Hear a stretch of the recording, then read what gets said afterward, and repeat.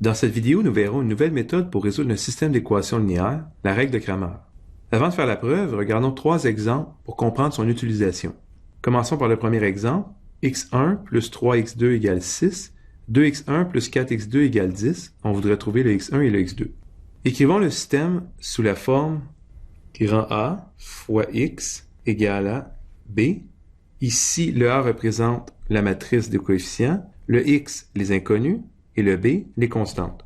La règle de Cramer nous permet de trouver immédiatement la valeur du x1 et du x2. Il faut d'abord diviser par le déterminant de la matrice des coefficients. Donc ici, on a bien le déterminant de la matrice A. Ici aussi, le déterminant de la matrice A.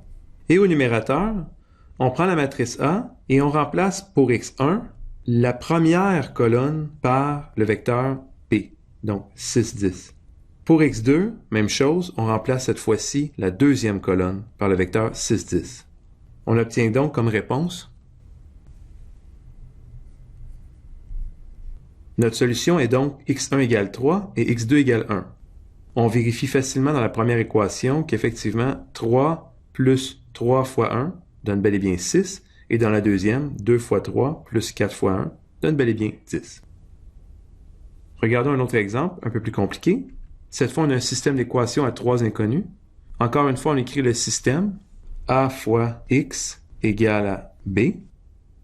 Et comme tantôt, x1, x2, x3 sont donnés par la même expression, c'est-à-dire on divise par le déterminant de A partout, et au numérateur, on remplace dans la matrice A respectivement la première, la deuxième et la troisième colonne par le vecteur B, c'est-à-dire ici 7, moins 8, moins 3.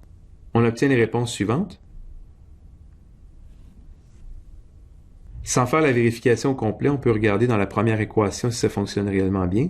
On voit que 2 fois 3 demi plus 4 donne bel et bien 7, et je vous laisse vérifier les deux autres équations. Terminons avec un troisième exemple. Encore une fois, un système à 2 inconnus. On obtient le système suivant, grand A, x, b. On fait comme tantôt. Quand on fait les calculs, on obtient 87 divisé par 0, puis 29 divisé par 0. On est en droit ici de se poser quelques questions.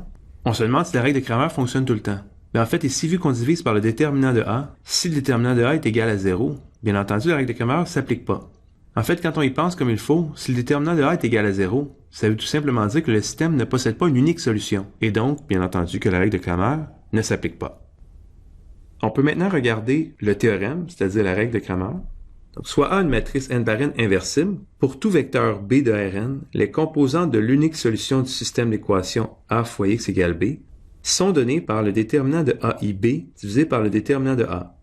Bon, AIB, on ne sait pas trop ce que ça veut dire. On va regarder la notation.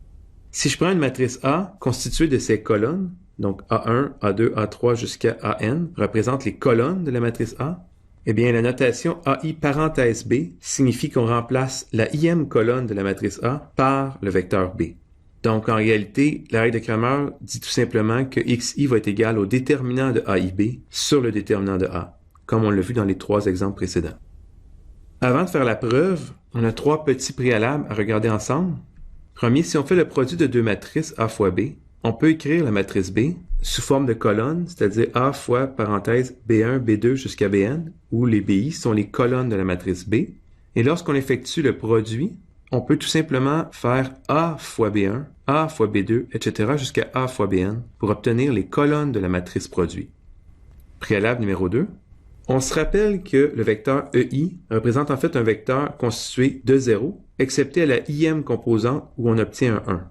Donc, vu comme une matrice, si on fait une matrice A fois EI, on n'obtient rien d'autre que la ième colonne de la matrice A. Je vous laisse vérifier ce fait par vous-même avec des matrices 2 par 2, 3 par 3. On termine avec le troisième préalable. Si on fait le déterminant de la matrice identité à laquelle on a remplacé sa ième colonne par le vecteur x, on trouve la ième composante du vecteur x. Regardons avec une matrice identité 3 par 3.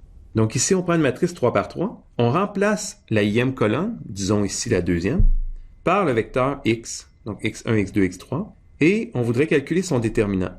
Ici, comme dans le cas n par n, on va calculer le déterminant en suivant justement la ième colonne, c'est-à-dire ici la deuxième colonne. On obtient donc x1 fois moins 1 à la 1 plus 2 fois le déterminant de la matrice 0, 0, 0, 1, plus x2 fois moins 1 à la 2 plus 2 fois le déterminant de la matrice 1, 0, 0, 1, plus x3 fois moins 1 à la 3 plus 2 fois le déterminant de la matrice 1, 0, 0, 0. On voudrait démontrer que ce déterminant donne x2. Donc, on a remplacé la deuxième colonne, on voudrait montrer que ça donne la deuxième composante. Donc ici, x2.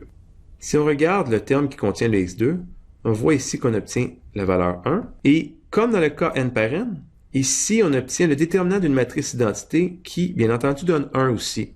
Donc, tout ce terme donne x2. Pour les autres termes, on s'aperçoit ici que les déterminants qu'on calcule ont une ligne de 0. Et c'est vrai aussi pour le cas n par n. Donc ici, le déterminant va être 0. Et donc, le déterminant final qu'on obtient, c'est bien x2.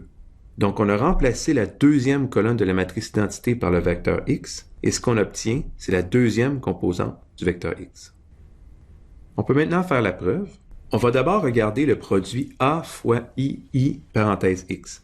Donc ici, ce qu'on obtient, c'est la matrice A fois la matrice identité à laquelle on a remplacé la ième colonne par le vecteur x. On remarque que pour la matrice identité, la première colonne de la matrice identité possède un 1 à sa première composante, ainsi que des 0 pour le reste.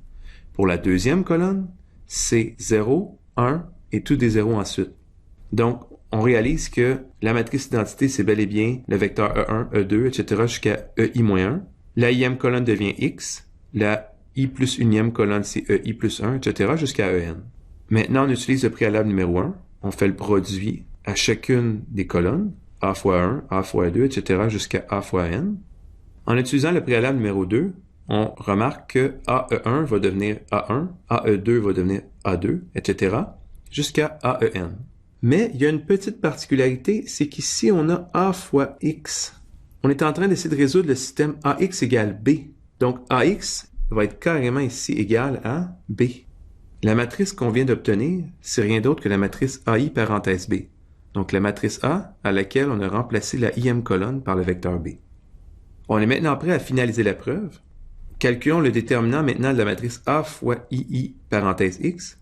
D'un côté, on utilise les propriétés du déterminant. On obtient donc déterminant de A fois le déterminant de I indice I parenthèse X. De l'autre, on vient de démontrer plus haut que A fois I indice I parenthèse X, c'est rien d'autre que la matrice AI parenthèse B. Donc, ici, on a carrément déterminant de AI parenthèse B. D'après le préalable numéro 3, on sait que ici, ça donne X indice I. En isolant XI dans l'équation qu'on vient d'obtenir, on trouve XI égale au déterminant de AI parenthèse B divisé par le déterminant de A. Ici, on a le droit de diviser par le déterminant de A parce que dans la règle de Cramer, on stipule vraiment que la matrice A doit être inversible et donc son déterminant est non nul. En terminant, regardons quelques avantages et inconvénients de la règle de Cramer. L'avantage principal de la règle de Cramer, c'est qu'il est possible de trouver la valeur d'une variable sans connaître les autres. Par exemple, pour se positionner sur la Terre à l'aide d'un GPS, on a besoin de 4 inconnus. X, Y, Z, la position dans l'espace, et T, le décalage entre l'horloge interne du GPS et l'horloge interne des satellites. Ici, en réalité, le temps ne nous intéresse pas, c'est plutôt le X, le Y et le Z. Et donc, avec la règle de Cramer, on est capable de trouver le X, le Y et le Z sans trouver la valeur de T. C'est facile à implémenter dans un ordinateur. Les calculs sont très simples dans le cas de système 2x2 ou 3x3. Et finalement, c'est très utile dans le cas où on a des systèmes avec paramètres.